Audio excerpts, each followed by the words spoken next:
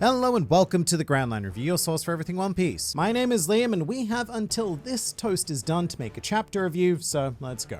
So let's talk about the absolutely insane chapter 1024, the out of context summary for which is as follows. Wano has an identity crisis. The spawn of Kaido has become Odin. The spawn of Odin has become Kaido. And Zoro has become lost in time, making a special guest appearance as part of Yamato's flashback. There's a lot of people on Wano who look like or want to be other people or are other people or other people want to be them. And there's only one way to sort this mess, which is to continuously hit each other until only one individual remains. And then they can be whatever they want. And I happen to know that what you want is to subscribe to the Grand Line Review, which will result in consistent injections of One Piece culture administered directly into your YouTube feed. Also, as a reminder, this video is part of September, where we will be donating 10 cents for each new subscriber to Make-A-Wish Australia, a group who work to grant life-changing wishes to children with critical illness.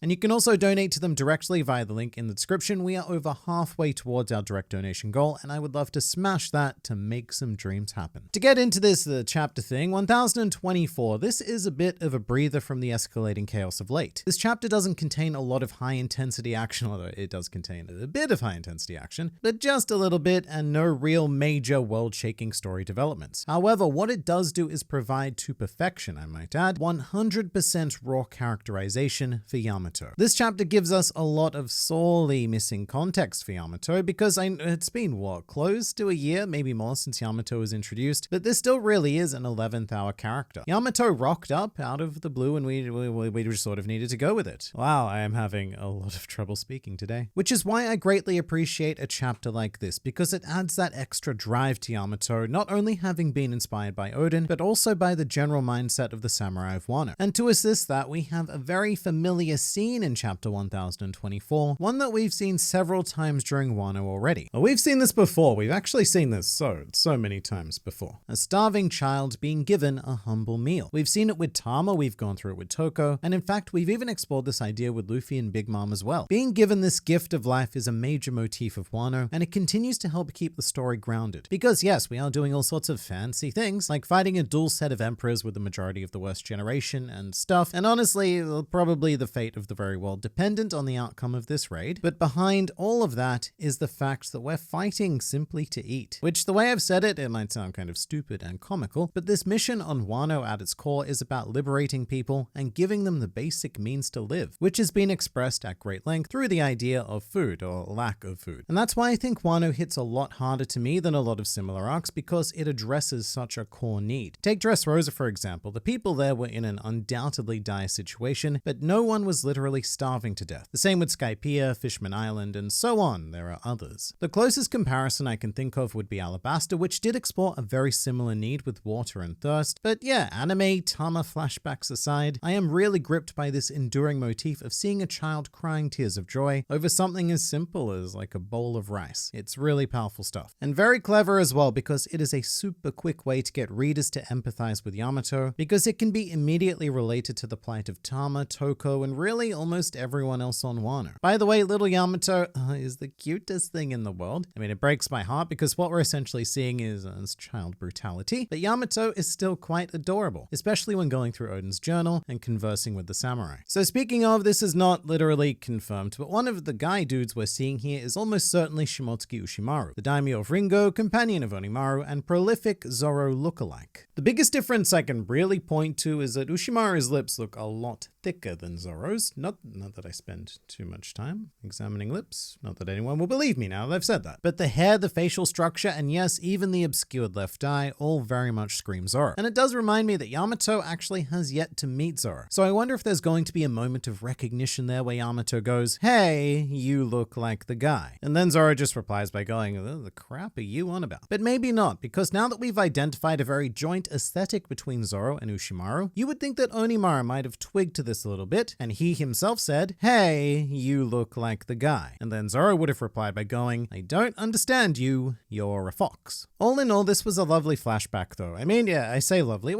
wasn't exactly pleasant, was it? More tragic, but definitely heartfelt. I feel a lot more on board with Yamato's general quest for being after reading it, and I'm also infinitely intrigued to hopefully one day find out a little bit more about Ushimaru. From reading the brief pieces we saw of him in in 1024, he seems like quite the legendary man in his own right. A legend who was captivated by an even greater legend, very similar to the dynamic of Zoro choosing to serve under Luffy. And I should say that the other thing this flashback did reinforce was Yamato's desire to set sail from Wano. There's obviously been a lot of doubt and question as to what happens to Yamato post-Wano. Now that Momonosuke is a big boy and all adult-like, there's no real reason for Yamato to stay behind. The only argument I could have made prior is that Wano would have needed some sort of interim leader, and it would be quite ironic if Yamato, after going through all of this, did take on the shogun role that Kaido wanted, whilst waiting for Momo to grow up. But I think we've definitely solved that problem now. And to me, the only question I feel that needs answering is, will Yamato be a Straw Hat or not? That one's a bit more difficult. It would be highly beneficial to the crew, to say the very least, given Yamato's ludicrous display in this chapter. And I do have to ask, aside from Big Mom and Oden, is Yamato the only character who has ever shown this level of power and competency against Kaido? I mean, Luffy, he sort of has, but Luffy's also been used to wipe Kaido's butt on multiple occasions now. Yamato is, and this is an intentional pun, Yamato is a beast. Intentional because of the whole Zoan devil fruit thing, but also due to being the spawn of a creature who rules over a crew known as the Beast Pirates. There's like a quadruple pun's worth of value there that I'm just shoveling into your ears for free. And the final page is of course pretty damn out of this world. It really does look like a fairly even clash with Conqueror's Haki and everything. And oh yeah, I completely forgot to mention that, but the flashback is also the vehicle where we learn that Yamato is a Conqueror's Haki user. Oh, really? Yamato is a Conqueror as well? I just literally posted a video claiming to rank all of the Conqueror's Haki users, and it's already out of date. I like this development though, and it does make a bucket full of sense. Correlation is not causation, but right now Conqueror's Haki does seem to be very strongly linked to genetic inheritance. But with Yamato, it also makes narrative sense, because if you want to be Oden, then you do need to be a Conqueror. And this isn't just basic Conqueror's Haki either, this is the advanced application, which is a level that we never saw Kozuki Oden reach. And so this clash between Yamato and Kaido at the end is simply awe-inspiring. I especially love how Oda has used the figure of Kaido to separate it into two distinct spaces. The overbearing, colossal form of Kaido threatening to smother everything, whilst Yamato is this comparatively teeny tiny existence but surrounded by space and the promise of freedom. The promise of freedom should this big sun-blocking mofo of a father be taken down, that is. And as for everything else, 1024 is pretty much a consolidation chapter. It started with an update on where the various Straw Hats are, minus the monster trio, and they're all very much trying to make their way back to each other in that way that they tend to do after beating their various opponents. Something I really like is that there appears to be an effort on all fronts to keep new forces from entering the performance floor, where Zoro and Sanji are currently fighting King and Queen. And I think that's really cool because this is usually a stalling tactic used exclusively for Luffy so that he can take on the big bad in a more fair fight. So it's an extra layer of small, believable logic being added to the pile of the explanation of how this raid will actually be successfully pulled off. Because if Kaido's forces did just keep flooding in, then Zoro and Sanji would probably be eventually overwhelmed, in addition to needing to deal with the big dino boys. Narratively though, this is the kind of awkward part now, because whilst we clean up the last few fights, Oda needs to find something for everyone else to do. Like in Alabasta, that was finding the bomb, or in Dressrosa, that was pushing the birdcage. The issue is that you can't just have hordes of characters standing around doing nothing but like watching a fight, because that deflates the urgency and desperation of the situation. So until that final blow is delivered to Kaido, everyone else needs to be busy. Very, very busy. My favorite part of this chapter, however, is definitely the very beginning with Usopp and his Conqueror's Haki, and this is so clever on a ton of different levels. Firstly, it's a stupid fun joke, and I love it. I love this. Secondly, and I think I've spoken about this idea in other reviews previously, but it's the concept of planting a narrative seed. It's bringing up the topic of Conqueror's Haki in a different context, a jokey context in this case, so that Oda can whet your appetite for that Yamato Haki reveal later on, as well as build up to that final page. You know, the order goes something like this. You have fake Conqueror's Haki, you have the revelation of real Conqueror's Haki, and then you have the clash of advanced Conqueror's Haki. So it's built up in steps. But going back to Usopp, there is an even bigger layer here due to the decision to use Usopp to begin with. Oh, is the Haki lie finally coming true? I've made a video in the past detailing all of the Usopp lies that have become a reality, and one of the lies that had not was when Usopp claimed that he had Conqueror's Haki. And because Oda does pay pretty extreme attention to detail with Usopp, I think that this is actually that lie quote unquote coming true, especially because all of the beast pirates being affected actually appear to believe it. So stop to consider this. After Wano, there are going to be stories floating around the world of God Usopp Usopp, the man who defeated 2 Tobiropo and then used Conqueror's Haki to help bring down 1 of the 4 emperors, maybe even 2 of the 4 emperors. People in this world are going to think of Usopp in the same way that they think of Zoro and Sanji, possibly even Luffy. Like, we're all talking about Wano as being the arc that solidifies Luffy's status in the world, but this chapter reminds us that maybe, just maybe, we should also be thinking about Usopp. And I say that in all seriousness. But now to the main event. Chapter 1024 also contained part 2 of 3 of our World Top 100 color spread. And I have to start by saying, ladies, gentlemen, and non-binary, we did it. Because just look at this. Sitting atop the Going Merry, looking like he has no idea what's going on, is the marvelous Whoop Slap. There he is. Oh my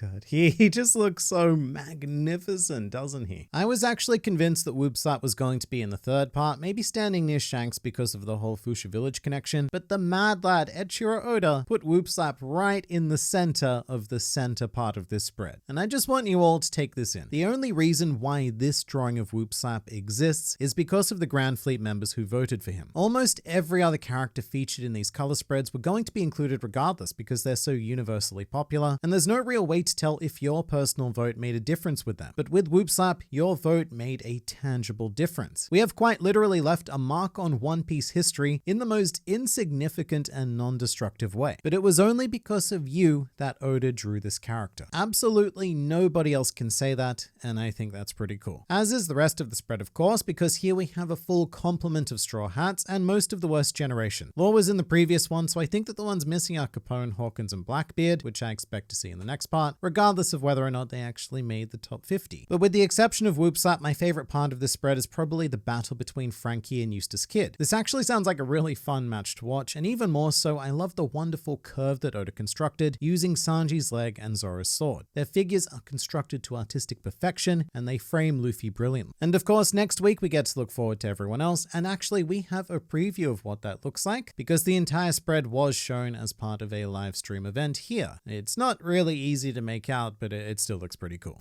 Anyway, toast is done, so time to go. Time to go and watch another video, that is. There's always more to learn, explore, and experience with this wonderful series, so I look forward to seeing you there.